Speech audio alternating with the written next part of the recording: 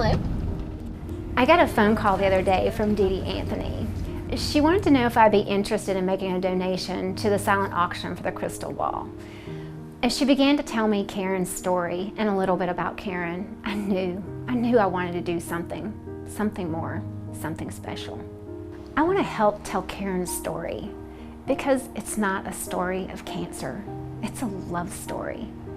The love of her friends, the love of strangers, the love of her family, and the love, of course, of her husband.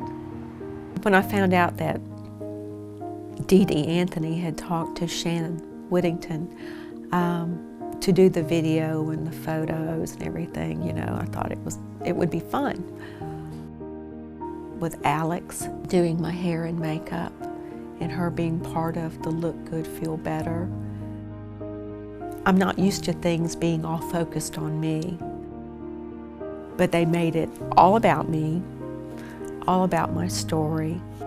It's just very humbling. Cancer touches everyone's lives and everyone wants to share their story.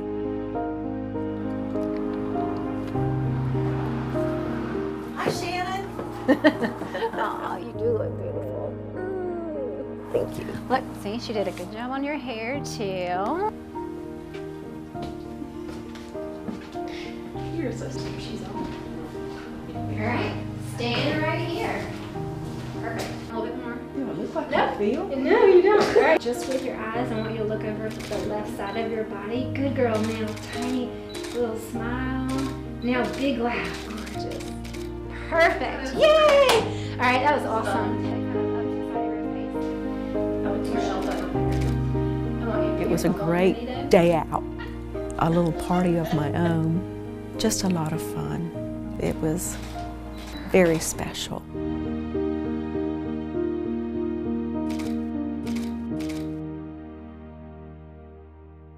My father had had surgery much against our better judgment.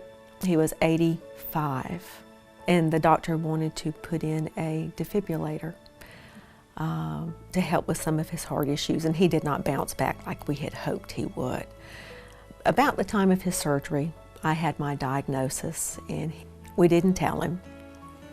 And we just kept taking care of him, my sisters and I, and it was just like a revolving door. You know, we were having tests done, and so we were preparing for that. A Saturday, we found someone to stay with my dad. The next morning, my little sister called me and told me that he had passed out on the kitchen floor. From there, 2 weeks later, you know, we buried him on a Thursday, and from there, 2 weeks later, I had my surgery. It took about 5.5 hours. Dr. Scarborough did his, and then Dr. Jane went in and came out. My sisters were there, Skip was there.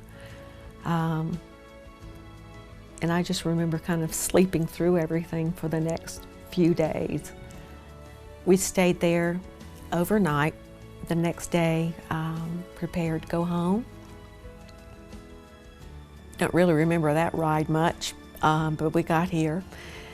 Our Sunday school class had set up a cooler out by the back door.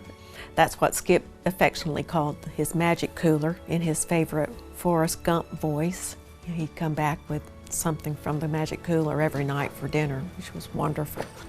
And for about a month, you know, everybody would sign up and we'd have all this fantastic food. We ate much better than we did before I got sick. Hey honey, our magic cooler gave us another casserole. My father had a chair, just an old lazy boy recliner that he rocked the grandkids in. And even his grown daughters would go and sit down next to him, just rock with him.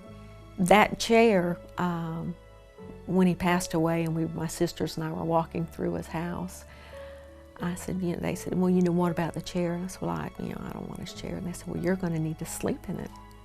And I did sleep in it for about 4 or 5 weeks. And even though he wasn't with me, you know, I had that chair.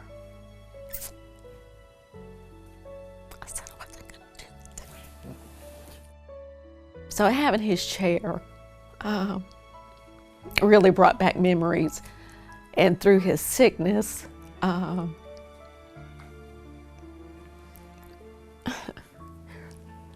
really took my mind off what we were having to deal with.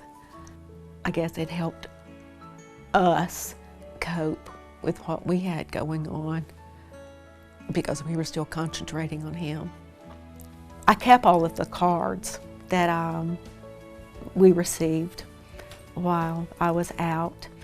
And this one particular day, Skip was home with me, and it was a card from a lady at our church that I did not know.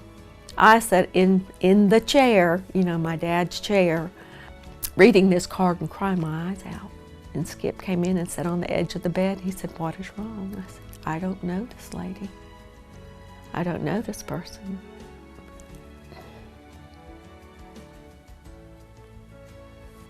But her opening line was,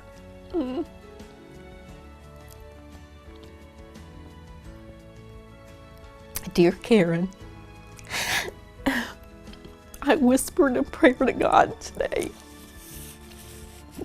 for your health. And I gave it to Skip." Lord have mercy, he starts, you know.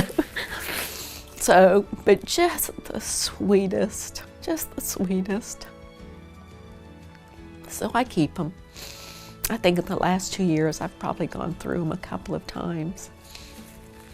So, just the generosity of everyone, you know, from the cards to the phone calls, that and family really get you through it. I just had my last surgery in December, and we're done. So we are well on our way. I've had a great nurse, a great support group with my family. And it's something I wouldn't wish on my worst enemy, but we were very fortunate that we found it early detection, you know, stay vigilant on those mammograms. Our community is so blessed to have Columbus Regional Health's John B. Amos Cancer Center and people that just care so much. Columbus is a great community.